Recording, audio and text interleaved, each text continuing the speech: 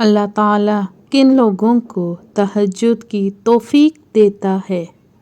ایک حدیث شریف کا مفہوم ہے کہ اللہ تعالیٰ رات کو فرشتوں کی 2 جماعتیں بناتا ہے۔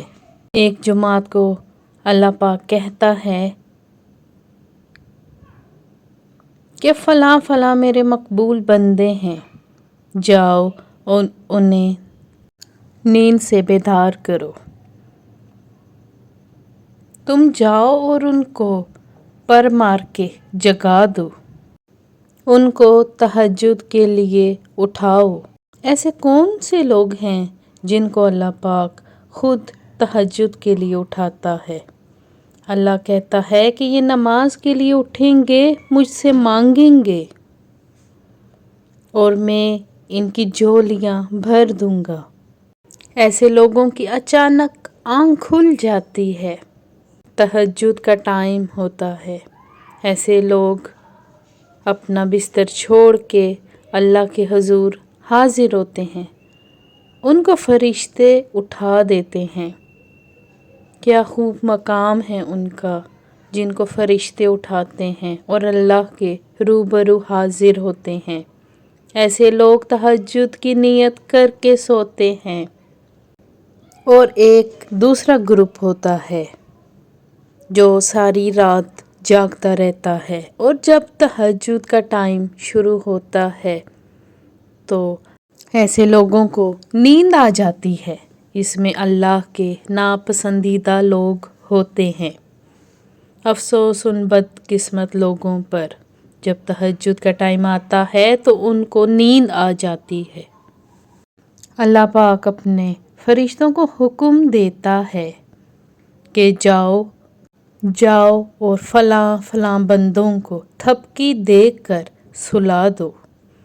یہ میرے نیک بندوں کے جاگنے کا وقت ہے، میرے نیک بندوں کی عبادت کرنے کا وقت ہے،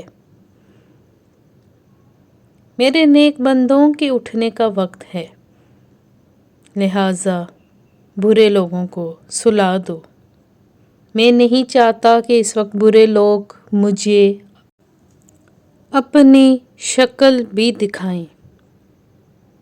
ایسے لوگ ساری رات جاگیں گے، لیکن جیسے ہی تہجد کا وقت آئے گا تو ان لوگوں کو سلا دیا جائے گا۔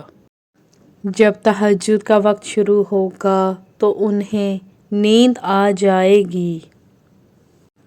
کتنے بد نصیب ہوتے ہیں ایسے لوگ جو اللہ پاک کے روبرو حاضر بھی نہیں ہو سکتے، اللہ کے نیک بندوں میں ان کا شمار نہیں ہوتا۔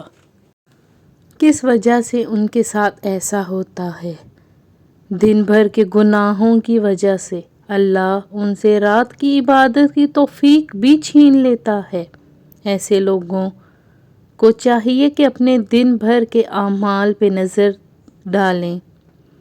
انہیں معلوم ہوگا کہ ایسے کون سے اعمال ہیں جو انہیں رات کو عبادت کرنے سے محروم رکھتے ہیں، اور ان سے گناہوں کی بدولت رات کے اعمال کرنے کی توفیق تک چھن جاتی ہے۔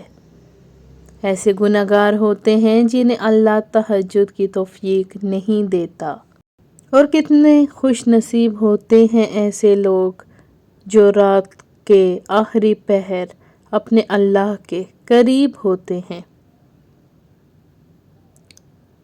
وہ لوگ جنہیں تہجد میں اللہ سب کچھ عطا کر، تہجد تک آپ کو اللہ پاک خود لے کر آتا ہے۔